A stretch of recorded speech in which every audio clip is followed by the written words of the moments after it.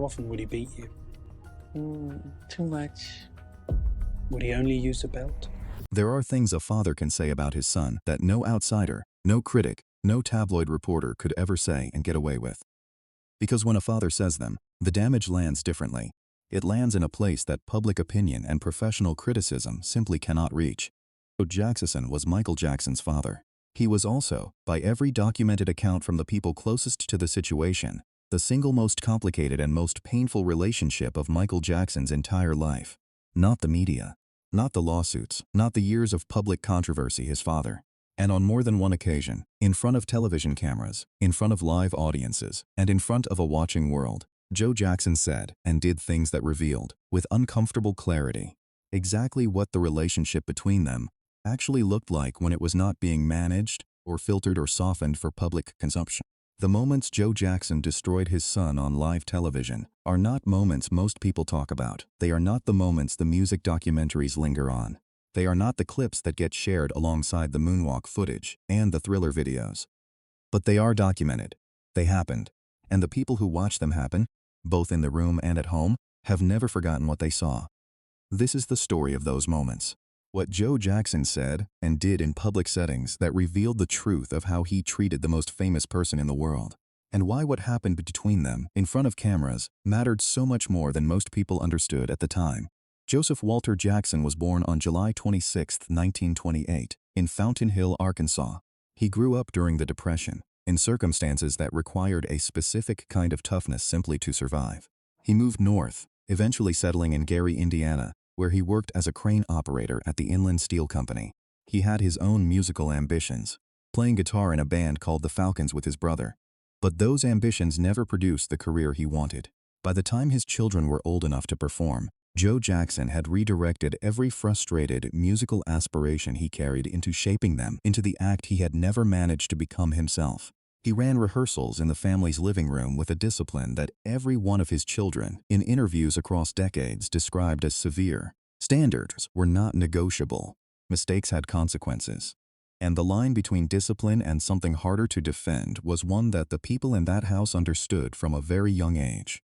Michael Jackson confirmed in the 1993 Oprah Winfrey interview in front of 90 million people that his father had physically disciplined him as a child. He described Joe Jackson with a combination of words that captured the contradictions of that relationship with extraordinary precision. He said his father was very strict, very hard, very stern.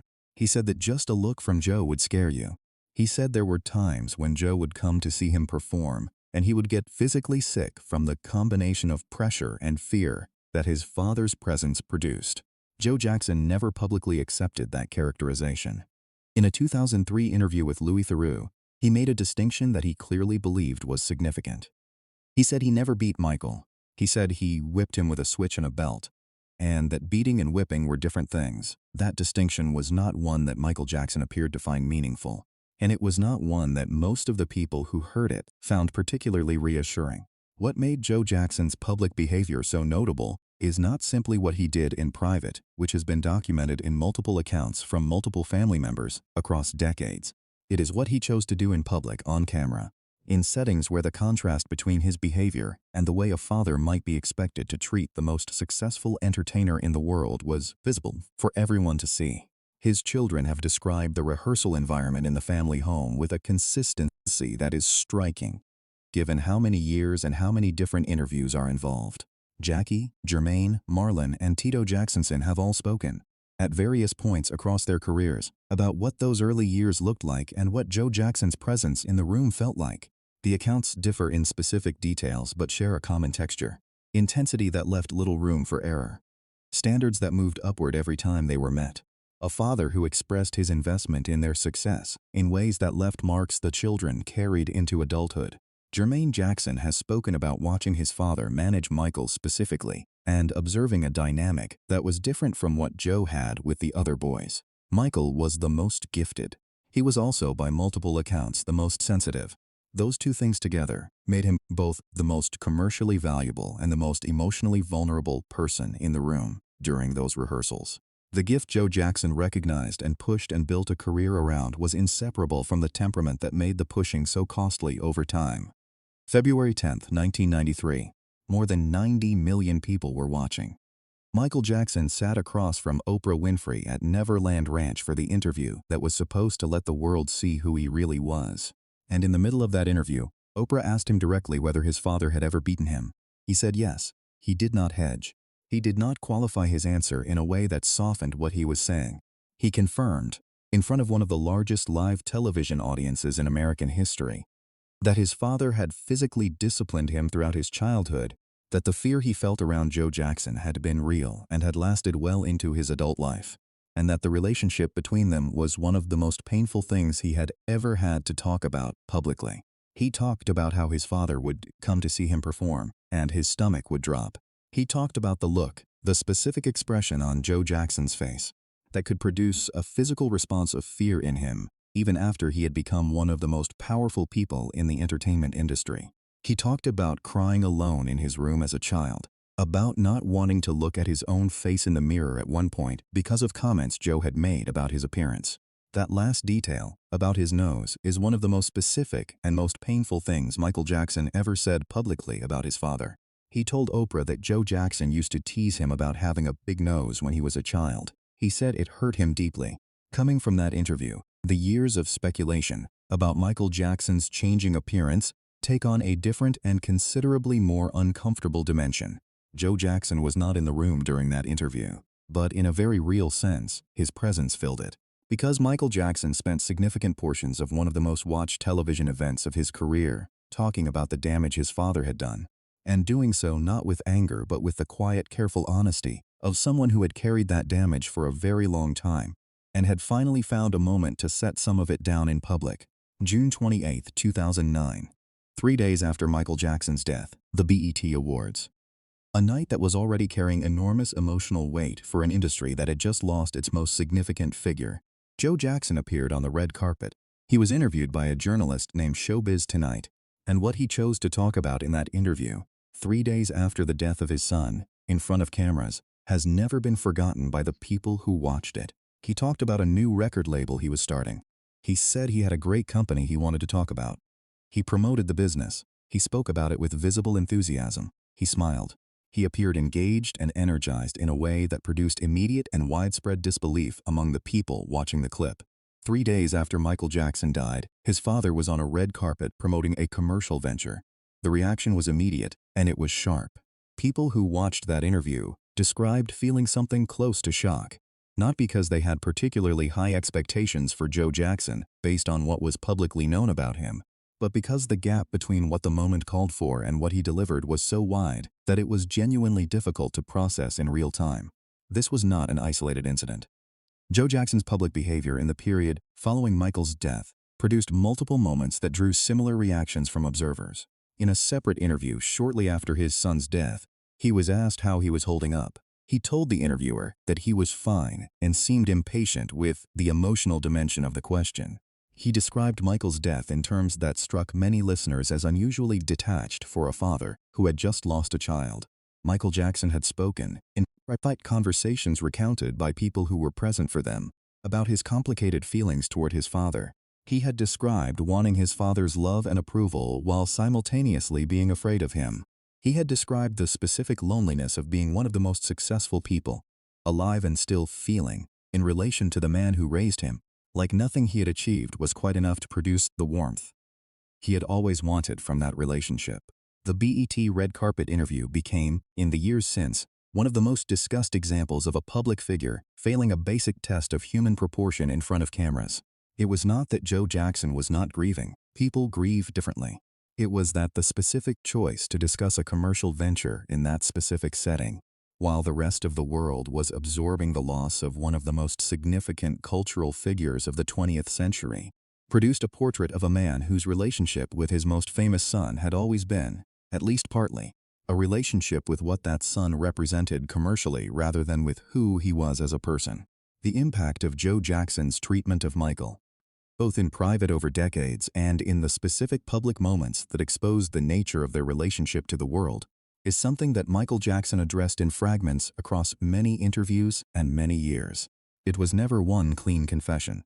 It was a pattern of small, careful, painful admissions that, taken together, paint a picture of a man who spent his entire adult life managing the specific kind of damage that an early relationship with a demanding and sometimes frightening father produces.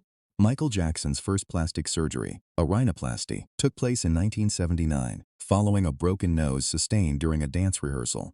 But his acknowledgement to Oprah that his father had repeatedly commented critically about his nose, as a child, introduced a dimension to his relationship with his own appearance that the simple medical narrative of a broken nose does not fully account for. He described the comments about his nose as deeply hurtful. He said they had stayed with him, and the years of physical changes that followed his career peak have to be understood at least partly against that backdrop. He also talked, in various contexts across various interviews, about the absence of a normal childhood and who he held responsible for that absence. He did not place all of that responsibility on his father, but he made clear that the pressure-filled, rehearsal-dominated childhood in that Gary, Indiana house had cost him something he spent years trying to recover through the way he structured Neverland, through the way he talked about children and childhood, and through the specific kinds of relationships he sought out with people who seemed to offer warmth without conditions. Former associates and people who worked closely with Michael Jackson across different periods of his career have described a man who responded to affirmation with visible, sometimes overwhelming gratitude, in a way that suggested he had not received enough of it growing up, who could be moved almost to tears by a simple, genuine compliment, who kept people around him who told him what he wanted to hear, partly because the experience of being told what he did not want to hear by the most important person in his early life had been so consistently damaging. Joe Jackson expressed, in various interviews after Michael's death, a version of pride in what his son had achieved that always seemed to focus on the achievement rather than on the person. He talked about what Michael had become, about the career, about the commercial success, about what the family had built together. He was less consistently visible in the public record talking about Michael as a person, as a son, as someone he had simply loved. That distinction between pride in what someone produces and love for who they are is one that Michael Jackson himself drew explicitly in what he said about his relationship with his father. He wanted the second thing. He spent decades trying to find some version of it in that relationship, and by the accounts of the people who knew him best, he never quite found it in the form he was looking for. There is a specific exchange from an ABC News interview Joe gave shortly after Michael's death that stayed in circulation because of how clearly it illustrated this pattern. He was asked about Michael. He described him as the family's idol, not their son, not their brother, their idol. The word, chosen apparently without any sense of how it would land, collapsed the distance between the public figure and the private person in exactly the wrong direction. It suggested that even within the family, even for his father, Michael Jackson had always been more icon than child. Michael himself addressed this in interviews across different years. He talked about what it felt like to have grown up being managed and pushed and judged primarily in terms of performance and commercial output, about what it did to a person to understand from a very young age that the attention and approval coming toward them was connected primarily to what they could produce rather than simply to who they were. He talked about it carefully, not with rage, but with the specific quiet sadness of someone who had made a kind of peace with a wound that had never fully healed. The moments Joe Jackson destroyed his son on live television are not the moments most people include when they tell Michael Jackson's story. They are not the moments the tributes linger on.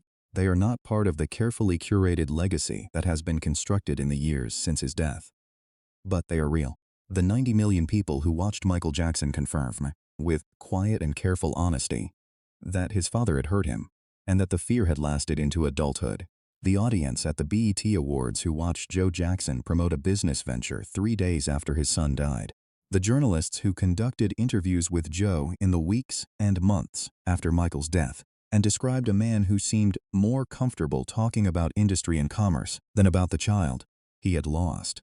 These moments matter because they tell a part of Michael Jackson's story that the music and the performances and the commercial records simply cannot tell.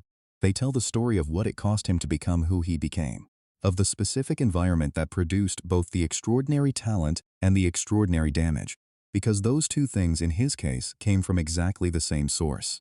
Joe Jackson died in June 2018 of pancreatic cancer. He was 89 years old.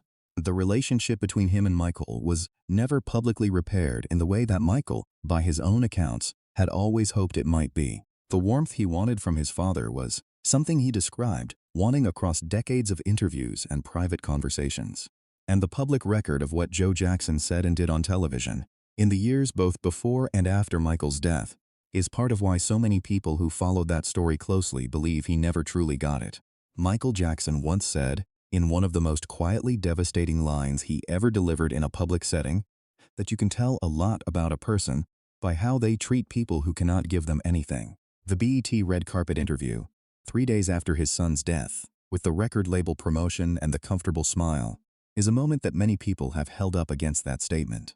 And the comparison is not one that reflects well on the man standing on that red carpet. What do you think about the relationship between Michael Jackson and his father, and how it shaped everything that came after? Drop your thoughts in the comments below. Like this video, subscribe, and turn on notifications, because there is still more of this story worth telling.